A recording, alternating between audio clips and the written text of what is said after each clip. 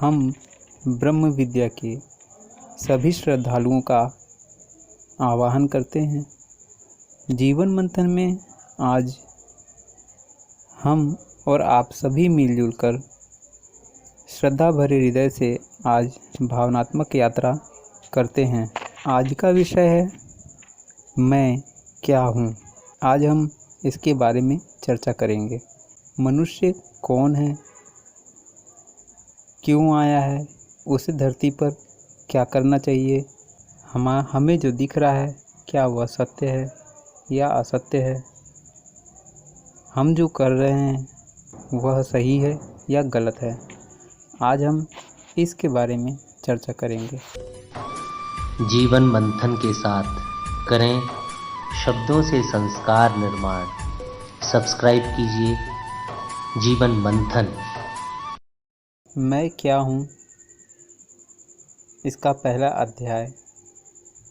शास्त्र कहता है कि मैं क्या हूँ, मेरी क्या शक्ति है, मैं कौन हूँ, मेरा क्या कर्तव्य है, आदि बातों का बराबर विचार करो।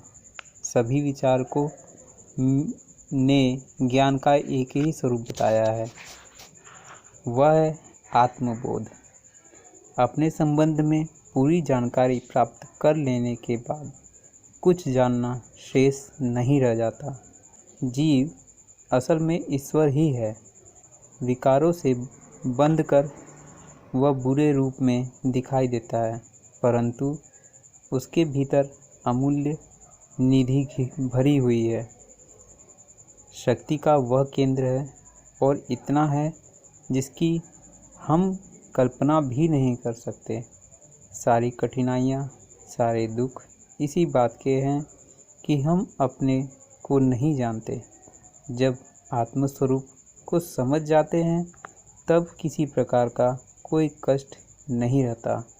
आत्मस्वरूप का अनुभव करने पर वह कहता है, मैं उत्पन्न नहीं हुआ हूँ, फिर मेरा जन्म मृत्यु कैसे। मैं चित्त नहीं हूँ, फिर मुझे शोक मोह कैसे। मैं करता नहीं हूँ, फिर मेरा बंध मोक्ष कैसे। जब वह समझ जाता है कि मैं क्या हूँ, तब उसे वास्तविक ज्ञान हो जाता है और सब पदार्थों का रूप ठीक से देखकर उनका उचित उपयोग कर सकता है, चाहे किसी सृष्टि से देखा जाए। आत्मज्ञान ही सर्व ज्ञान ठहरता है। जीव की एक चीर अभिलाषा है ईश्वर को प्राप्त करना। भीतर ही भीतर कोई एक कसक उसे हर समय टोंचती रहती है। कहते हैं कि लोग ईश्वर को भूल ही गए हैं। बहिरंग वृत्तियों अंतरात्मा को कुछ ऐसे नशे में डाल दिया है कि वह प्यास का अनुभव तो करता है, पर यह भूल जाता है कि यह प्यास किस चीज़ से बुझेगी। उसके पास शराब की बोतलें, गरम चाय, स्याही से भरी दवातें भरे डिब्बे रखे हुए हैं। अब उसे इतना ही ज्ञान रह गया है कि कोई वस्तु जो द्रव्य रूप होती है बड़ी शीतल और तृप्तिकर होती है। जल के वास्तविक रूप को वह भूल गया है। उसे प्यास के मारे कभी स्याही से भरी दवात को मुंह में अटकाता है और जब बुरा स्वाद देखता है और मुंह काला हुआ पाता है तो उसे थूकता है, बुरा बताता है और दूसरी चीज़ की ओर झुकता है। वार्निश का डिब्बा, शराब की कुछ बोतलें एक एक करके सबको आजमाता है, पर एक भी वस्तु संतोषदायक नहीं होती। किसी में कुछ अवगुण है तो किसी में कुछ। जीव अपने ईश्वर स्वरूप अमृत से निकलकर आया है। उसे अमृत जल का स्मरण बना हुआ है। उसे ही पाने के लिए बार बार प्रयत्न करता है।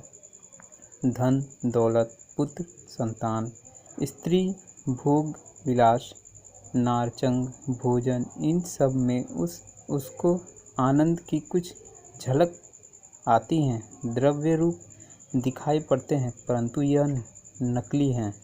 असल की तस्वीरें हैं जो सुंदर उद्यान में जाने के लिए उद्यान से जड़ चित्र में घुसना चाहता है, वह धोखा खा जाता है। जो चीज़ चाहते हो वह यह नहीं है, फिर भी चित्र में घुसना चाहोगे तो पाँव तोड़ लोगे या चित्र तोड़ लोगे। घुसना नहीं हो सकता। मन की चीर अभिलाषा दुनिया के भोग विलास में पूरी नहीं हो सकती, क्योंकि सांसारिक वस्तुएं 5 तत्वों की बनी हुई है। इन्हें 5 तत्वों का बना हुआ शरीर ही भोग सकता है। आत्मा सूक्ष्म है, उस तक इन पदार्थों की पहुंच कैसे हो सकती है। शुद्ध जल की जगह कभी शीरा पी जाता है, कभी उलतार, कभी तेल चाटता है तो कभी कीचड़। इससे तृप्त होना तो दूर की बात है, उल्टे और कष्ट हो जाता है। इन्हीं कष्टों में प्राणी विलाप करता रहता है। चिंता और तृष्णा उसे हर घड़ी सताती रहती है।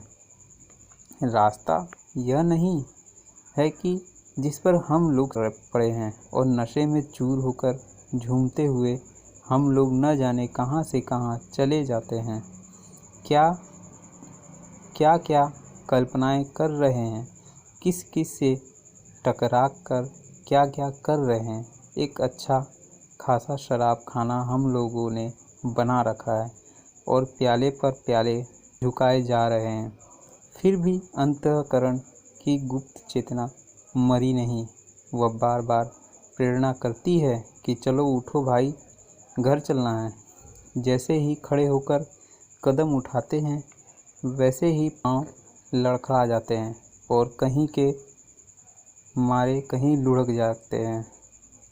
इस दशा में घर पहुंचने की इच्छा अतृप्त ही बनी रहती है और हम ताड़ी खाने के इस कोने में उस कोने तक और वहीं कहीं घर तलाश करने की कोशिश करते हैं, परंतु वहाँ घर कहाँ रखा हुआ है।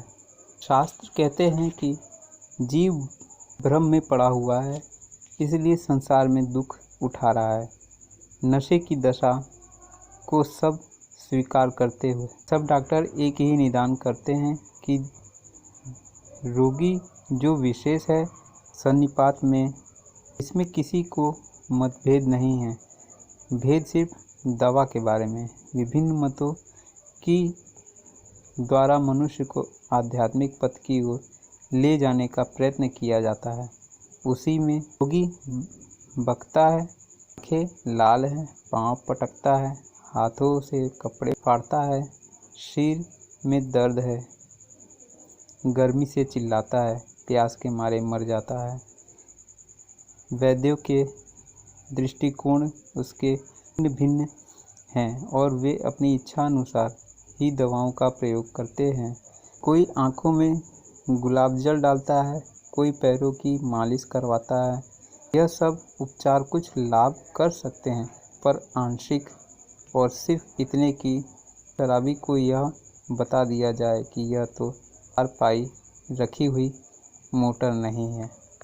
इस वीडियो में हमारा उद्देश्य साधक को आत्मज्ञान की चेतना में जगा देने का है, क्योंकि हम समझते हैं कि मुक्ति के लिए इससे बढ़कर कोई सरल एवं निश्चित मार्ग नहीं हो सकती। जिसने आत्मस्वरूप का अनुभव कर लिया, सद्गुण उसके दास हो जाते हैं और दुर्गुण का पता भी नहीं लगता कि वे कहाँ चले गए। हमारी इस दशा पर आत्म तत्व दर्शन का विज्ञान शुद्ध होता है। वह ललकारता है कि ए मोह, निद्रतो उठो, ए भिखारियों ठहरो। तुम किसी आवश्यकता का अनुभव करना या कुछ मांगना नहीं है। तुम अनंत शक्तिशाली हो, तुम्हारे बल का परिवार नहीं है। जिन साधनों को लेकर तुम भवतीर्ण हुए हो वे अचूक ब्रह्मास्त्र हैं। इनकी शक्ति अनेक इंद्र वज्रों से अधिक है। सफलता और आनंद तुम्हारा जन्मजात अधिकार है। उठो, अपने को, अपने हथियारों को और काम को भली भांति पहचानो और बुद्धिपूर्वक जुट जाओ। फिर देखें कैसे वह चीज़ें नहीं मिलती जिन्हें तुम चाहते हो। तुम सिर्फ कल्पवृत्ति हो, कामधेनु हो और सफलता की साक्षात मूर्ति हो। भय और निराशा का कारण भी तुम्हारी पवित्र रचना में नहीं लगाया गया है। यह लो, अपना अधिकार संभालो। यह वीडियो बताएगी कि तुम शरीर नहीं हो, जीव नहीं हो, वरन ईश्वर हो। ईश्वर की मन की जितनी भी महान शक्तियाँ हैं वे तुम्हारे औजार हैं। इंद्रियों के तुम गुलाम नहीं हो सकते। आदतें तुम्हें मजबूर नहीं कर सकती। मानसिक विकारों का कोई अस्तित्व नहीं। अपने को और अपने वस्त्रों को ठीक तरह से पहचान लो।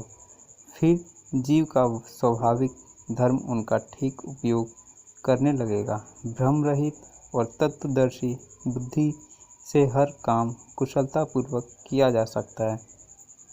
यही कर्म कौशल योग है। गीता कहती है, योग कर्मस्तु कौशलम। तुम ऐसे ही कुशल योगी बनो। लौकिक और पारलौकिक कार्यों में तुम अपना उचित स्थान प्राप्त करते हुए सफलता प्राप्त कर सको और निरंतर विकास की ओर बढ़ते चलो। यही इस साधन का उद्देश्य है। ईश्वर हमें इस पथ पर प्रेरित करे। आज का पहला अध्याय मैं क्या हूँ समाप्त।